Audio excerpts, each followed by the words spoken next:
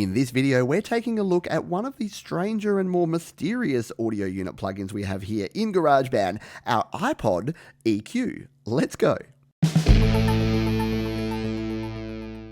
Hi, my name is Pete and welcome back to Studio Live today, where we're taking a look at these free audio unit plugins from Apple. And you may be wondering, what the heck is an iPod EQ doing here in an iPhone or an iPad in 2019 or whatever year you happen to be watching this in? Well, it's a bit of a throwback and it's actually a little bit retro and cool. So this won't be a long video, but I want to show you what this does and give you a little bit of a history of why it's here. Let's jump in now. Now, if you own an iPhone or an iPad or have ever owned any iPod from pretty much the first generation, you may be aware that under our settings here, and in this case, in the iPhone, it's under music, we have the ability to actually EQ the playback of our music here on our iPhone or iPad. So if we tap on there, we can actually set this to any of these presets. So anything from vocal booster right down to acoustic. So depending on the type of music you want to listen to, you can tap that in and dial it in. Now, if you're producing music here on an iPhone or iPad, you want to leave that off because you don't want anything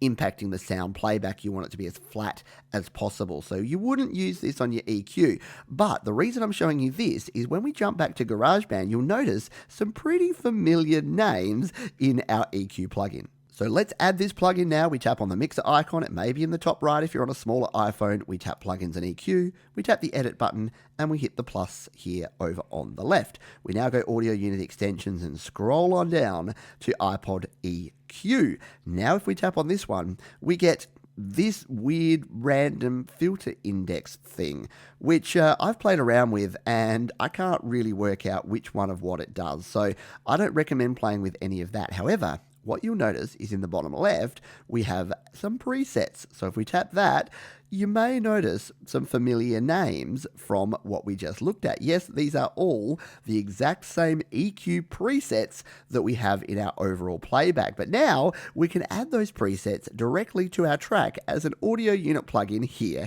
in GarageBand. Now, at this stage, you may be saying to me, Pete, we have a visual EQ plugin here in GarageBand. If I want to EQ to lower my lows or to upper my trebles, I can actually use this to manipulate my sound. And yes, you can. So why would you ever use this plugin? To answer your question, I don't know. But it's a little bit of fun. So I thought we'd just play around with this now. Let's play this guitar track and we'll add in some different presets here and see what it does to our tone.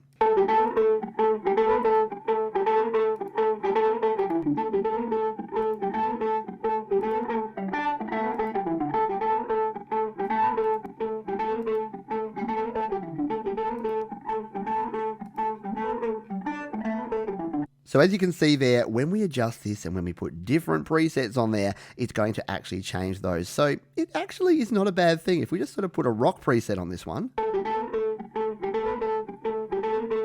it's going to give us a little bit more bass and a little bit more mid-range presence. Let's jump over to our bass guitar perhaps over here, and we'll add one in here. We'll come in here, audio unit extensions. The other reason these are good while I do this is that because they're built in here, they're pretty lean, as you can see by the interfaces. They don't have a lot in the way of processing power. You can actually layer these up, and even on older devices, you can use a bunch of these on each track without worrying too much about performance. So that's pretty cool. What if we grab this bass and let's put, what do we want? Maybe some sort of bass boost on here. If we put a bass booster on our bass and hit play on this one. If we turn it off. Okay, so it's not boosting a whole lot of much there, but it's fun to play around with this sort of stuff. And because a lot of you have asked me, what is the iPod EQ?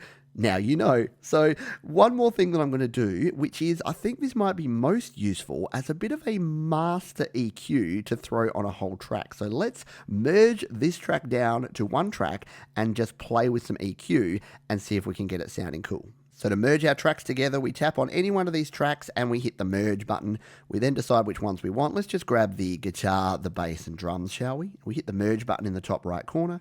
It's going to duplicate my song and it's going to merge those tracks together. Now if we just solo these ones and hit play,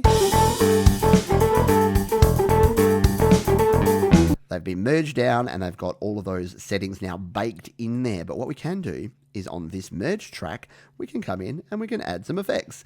So let's come in here and add our iPod EQ like so. We'll tap on that one.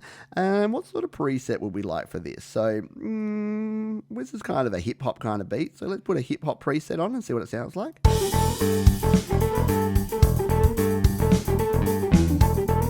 So you can hear there it's just kind of flattened it off a little bit if we wanted to do some sort of hip-hop vocals over the top. What if we wanted to use this loudness plugin to get a little bit more loud happening? So yeah, you can hear the bass frequency is a little bit hyped there, and if we go back to something a little bit traditional, what I used to use on my original iPod, the rock setting.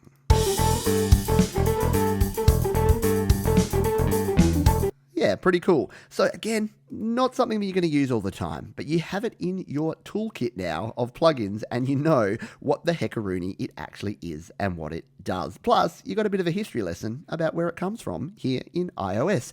Thanks for watching. There's 2 more videos for some perhaps more useful plugins down below. You can also subscribe to the channel by clicking or tapping on the Studio Live Today icon, and I'll see you next time.